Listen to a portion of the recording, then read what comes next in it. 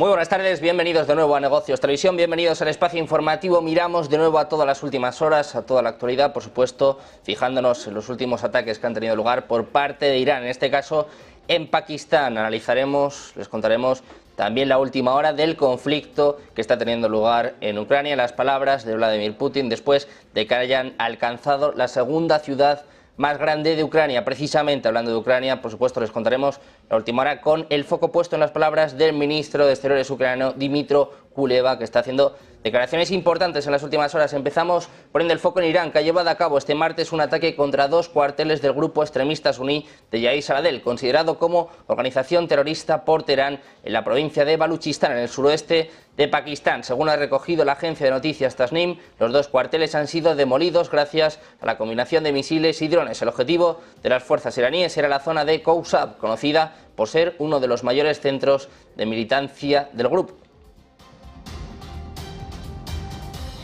De respuesta por parte de Pakistán, el Ministerio de Asuntos Exteriores ha anunciado este miércoles la decisión del país de suspender todas las visitas de alto nivel entre funcionarios de Islamabad y Teherán después del ataque aéreo no provocado de anoche, que según se dice habría matado a 2 niños y dejado al menos 3 heridos. Pakistán también ha decidido retirar a su embajador de Irán y ha pedido al enviado iraní en Pakistán, que actualmente se encuentra de visita en Irán, que no regrese por el momento. Dice que este acto es completamente ilegal, inaceptable y que no tiene justificación alguna. Pakistán se reserva el derecho de responder a este acto ilegal. La responsabilidad de las consecuencias recaerá directamente en Irán. Esto es lo que dice el Ministerio de Asuntos Exteriores en un comunicado. Hablamos también de China, que espera que Estados Unidos haga realidad las declaraciones de su presidente Joe Biden y no apoye la independencia de Taiwán. Es lo que ha declarado el portavoz de la Oficina de Asuntos de Taiwán del Consejo de Estado chino. Dice que China va a estimular la cooperación con Taiwán, profundizando la integración y promoviendo la reunificación. Es lo que afirmó el propio Chen Binghua a la luz de las recientes elecciones en la isla. Dice: nos adheriremos firmemente al consenso de 1992, que encarna el principio de una sola China, y perseguiremos el deseo común de los compatriotas de ambos lados del estrecho de Taiwán, de la paz, el desarrollo, los intercambios y la cooperación. Permaneceremos firmes contra la independencia de Taiwán. Miramos ahora a Rusia, que ha disparado 2 misiles contra la ciudad de Yarkov, en el noroeste de Ucrania, durante esta noche, alcanzando edificios de apartamentos y un centro médico, y además de herir a 17 personas, es lo que anuncian funcionarios este miércoles, en los últimos ataques de Moscú contra zonas civiles en la guerra de Ucrania después de casi 2 años. Como les decíamos, al menos 17 civiles han resultado heridos después de un ataque del ejército ruso con 2 cohetes S-300 contra la ciudad ucraniana de Yarkiv, en el noroeste del país, y tan solo unas horas después de que las autoridades ordenasen la evacuación de más de una veintena de localidades ante los ataques del ejército de Rusia. El gobernador de la región ha asegurado que otras 3 personas han sido previamente atendidas sobre el terreno después de ser heridas en un ataque que ha provocado daños en edificios residenciales. Precisamente miramos a Ucrania. Sergei Naev, un comandante militar ucraniano, ha dicho que la medida en cuanto a la evacuación de zonas en la frontera con Rusia, en la frontera norte, dice que es una medida necesaria para permitir que el ejército ucraniano lleve a cabo un intercambio de disparos en toda regla y que destruya a su enemigo sin pensar que puede dañar a sus ciudadanos. Dice que la frontera en el norte de su país es una línea de contacto con el enemigo con todas sus acciones de combate inherentes, y que estas hostilidades pueden provocar la muerte tanto de civiles como de personal militar, su captura y la destrucción de pueblos y ciudades fronterizas enteras. Es lo que han dicho en un comunicado en Telegram, apuntando a que todos los civiles deben entender claramente que estar cerca de la frontera con Rusia es peligroso.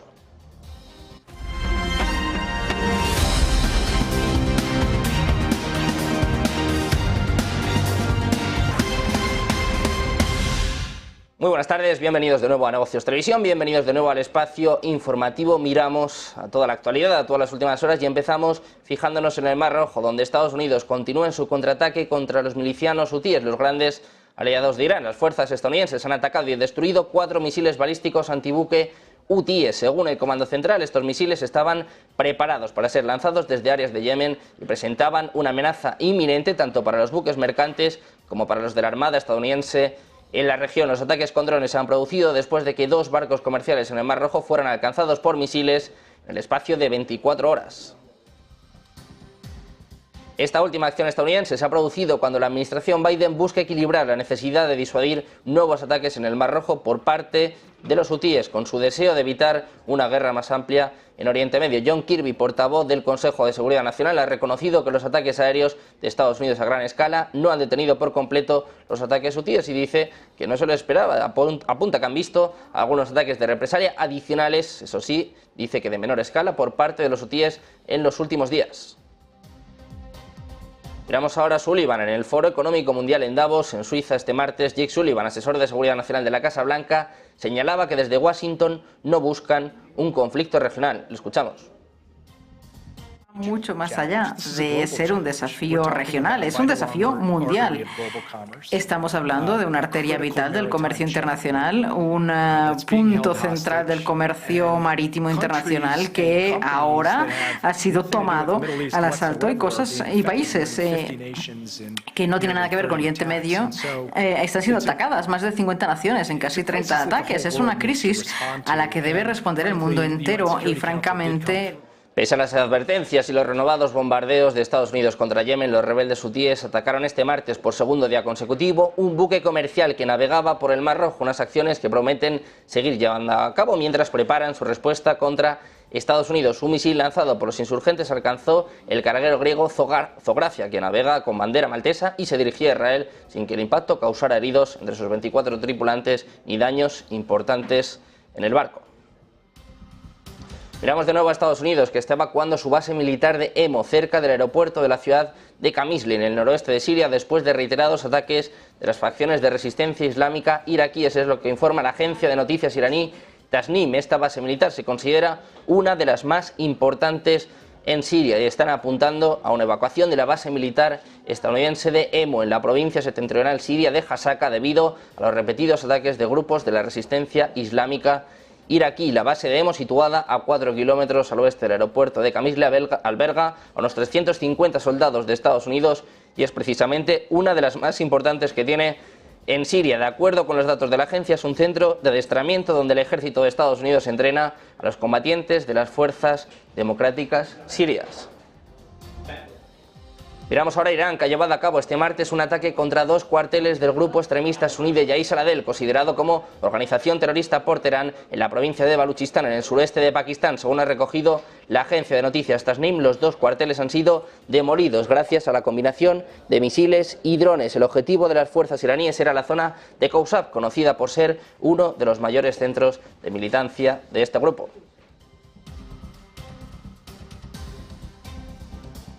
Por su parte, el Ministerio de Asuntos Exteriores de Pakistán ha anunciado este miércoles la decisión del país de suspender todas las visitas de alto nivel entre funcionarios de Islamabad y Teherán después de este ataque aéreo no provocado de anoche, que según dicen habría matado a 2 niños y dejado al menos 3 heridos. Pakistán también ha decidido retirar a su embajador de Irán y ha pedido al enviado iraní en Pakistán, que actualmente se encuentra de visita en Irán, que no regrese por el momento. Dicen en un comunicado que este acto ilegal es completamente inaceptable y que no tiene justificación alguna. Pakistán se reserva el derecho de responder a este acto ilegal y además está avisando, dice, la responsabilidad de las consecuencias recaerá directamente en Irán.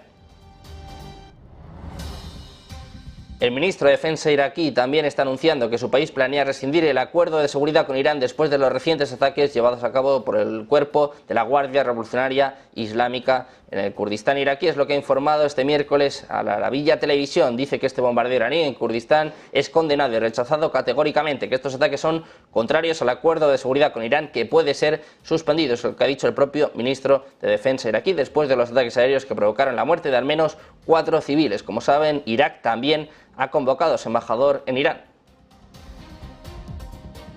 Mientras tanto, el Ministerio de Asuntos Exteriores de Rusia dice que espera que el presidente Vladimir Putin y su homólogo iraní firmen pronto un nuevo tratado interestatal entre los 2 países, que se encuentra en las etapas finales de elaboración. Putin ha mantenido 5 horas de conversaciones con el presidente iraní Ebrahim Raisi el mes pasado, en medio de crecientes vínculos políticos, comerciales y militares entre Moscú y Teherán, que Estados Unidos e Israel ven con preocupación. María Zaharova, portavoz del Ministerio de Asuntos Exteriores ruso, ha dicho a los periodistas que el nuevo tratado consolidaría la asociación estratégica entre Moscú y Teherán y que cubriría toda la gama de sus vínculos. Dice que este documento no solo es oportuno, sino que también está retrasado y que desde la firma del actual tratado el contexto internacional ha cambiado y las relaciones entre ambos países están experimentando un auge sin precedentes. Miramos ahora a Gaza, donde Qatar anuncia un acuerdo entre Israel y Hamás para permitir la entrada de medicamentos y ayuda humanitaria a la franja de Gaza. Todo esto a cambio de permitir también la entrada de medicamentos para los cautivos israelíes en la misma zona. Miramos ahora al secretario de Estado estadounidense, Antony Blinken, ha reiterado la necesidad de un camino hacia un Estado palestino en la reunión en el foro de Davos. Dice que Israel no tendría una seguridad genuina sin eso y además dice que si Israel puede incorporarse al Medio Oriente, la región se uniría para aislar a Irán, al que ha llamado la mayor preocupación en términos de seguridad, así como a sus representantes, que incluyen a los rebeldes hutíes de Yemen, que han estado atacando barcos comerciales en el Mar Rojo. Dice Blinken que el problema es llegar de aquí para allá y, por supuesto, requiere decisiones muy difíciles y desafiantes. Hablamos también del secretario general de las Naciones Unidas, Antonio Guterres. Dice que las partes en el conflicto en Gaza están pisoteando el derecho internacional. Existe implementar un alto el fuego humanitario inmediato. En su intervención en el foro de Davos ha dicho que ambas partes están ignorando el derecho internacional, pisoteando las convenciones de Ginebra e incluso violando la Carta de las Naciones Unidas. Pide de nuevo un alto el fuego humanitario inmediato en Gaza. Miramos ahora a China, que espera que Estados Unidos haga realidad las declaraciones de su presidente Joe Biden y no apoye la independencia de Taiwán. Es lo que ha declarado el portavoz de la Oficina de Asuntos de Taiwán del Consejo de Estado chino, Chen Binghua, que ha dicho que China va a estimular la cooperación con Taiwán, profundizando la integración y promoviendo la reunificación. A la luz de las recientes elecciones en la isla, dice que se van a adherir firmemente al consenso de 1992, que encarna el principio de una sola China y que por eso van a perseguir el deseo común de los compatriotas de ambos lados del estrecho de Taiwán, de la paz, el desarrollo, los intercambios y la cooperación. Además, avisa, permaneceremos firmes contra la independencia de Taiwán. Veamos ahora de nuevo a Estados Unidos. Biden y los líderes del Congreso se van a reunir para negociar sobre Ucrania e Israel. El presidente de Estados Unidos, Joe Biden, tiene previsto recibir este miércoles en la Casa Blanca a los líderes del Congreso para abordar la aprobación de fondos destinados a Ucrania e Israel. El portavoz de la Casa Blanca, Karine Jean-Pierre, ha anunciado este encuentro al que van a asistir los líderes de ambas cámaras del Congreso y de los comités legislativos.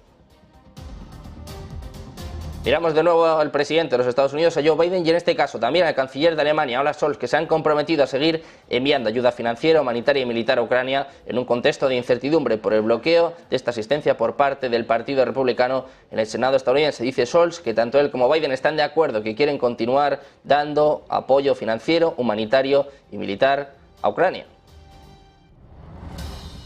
Precisamente en este contexto miramos a la presidenta de la Comisión Europea, Ursula von der Leyen, que ha asegurado este miércoles que está confiada de convencer a Hungría de remover su veto, un enorme paquete de ayuda financiera a Ucrania, en una cumbre prevista para principios de febrero. Escuchamos a von der Leyen.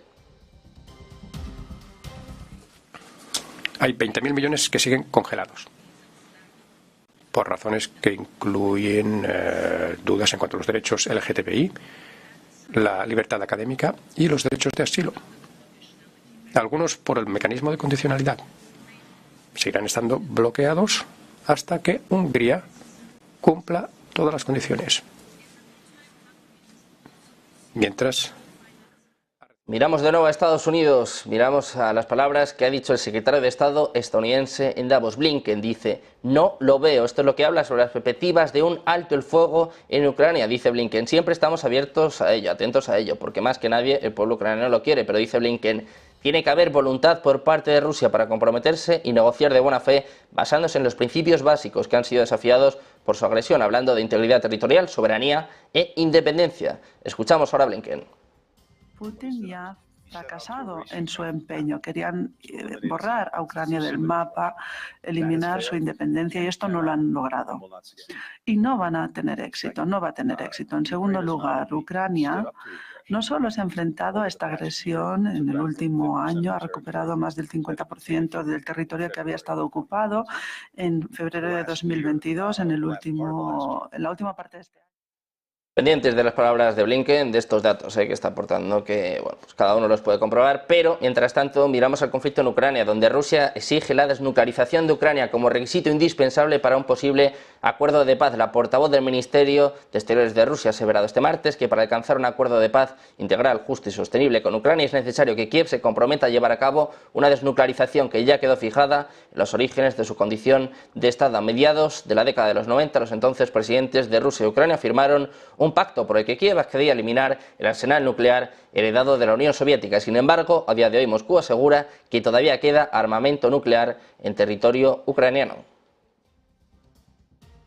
Miramos de nuevo a Ucrania, y es que Rusia ha disparado 2 misiles contra la ciudad de Yarkov, la segunda más grande de toda Ucrania, precisamente en el noroeste de este país, durante la noche, alcanzando edificios de apartamentos y un centro médico, además de herir a 17 personas, es lo que anuncian funcionarios este miércoles en los últimos ataques de Moscú contra zonas civiles en la guerra de Ucrania después de casi 2 años. Como contábamos, al menos 17 civiles han resultado heridos después de un ataque del ejército ruso con 2 cohetes S-300 contra la ciudad ucraniana de Yarkiv, en el noroeste del país, y tan solo unas horas después de que las autoridades ordenasen la evacuación de más de una veintena de localidades ante los ataques del ejército de Rusia.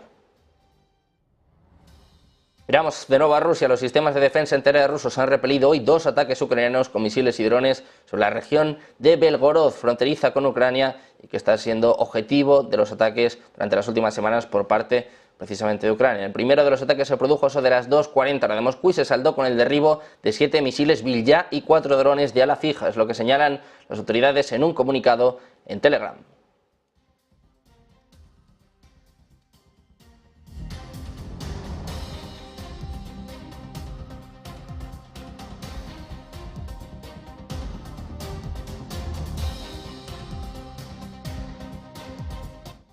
Mientras tanto, Rusia está desarrollando sus relaciones con Corea del Norte en todos los ámbitos, incluidos aquellos que son sensibles, es lo que afirma hoy el Kremlin, diciendo que la República Popular Democrática de Corea es su socio importante y que están centrados en un mayor desarrollo de sus relaciones en todos los ámbitos, incluidos los sensibles, es lo que ha dicho hoy el portavoz Dmitry Peskov, en un momento en el que el ministro de Relaciones Exteriores de Corea ha elogiado sus vínculos con Rusia este martes, después de mantener conversaciones en el Kremlin con el propio Vladimir Putin, que también ha sido invitado por Kim Jong-un a visitar Corea del Norte. Miramos de nuevo a Ucrania. Las defensas aéreas ucranianas apuntan a que han derribado esta madrugada 19 de los 20 drones kamikaze iraníes Shahed con los que Rusia ha atacado varias regiones del sur del país, es lo que informa la Fuerza Aérea Ucraniana en su parte diario de este miércoles. Seguimos hablando de Ucrania, que dice que nunca va a ceder ante Rusia porque está en juego la existencia de su nación, dice Kuleva. Incluso si nos quedamos sin armas, lucharemos con palas. Esto es lo que ha dicho el ministro de Asuntos Exteriores en una entrevista con ABC News. Dice que ayudar a Ucrania podría potencialmente evitar una confrontación directa entre la OTAN y Rusia, en la que las tropas de Estados Unidos se verían obligadas a intervenir. Según él, el precio del desorden en el mundo en caso de derrota de Ucrania será mucho mayor que el actual apoyo del Estado para enfrentar a Rusia. Kuleva afirma que Ucrania nunca cederá ante Rusia. Repetimos, dice, incluso si nos quedamos sin armas, lucharemos con palas, porque para Ucrania está en juego la existencia de nuestra nación.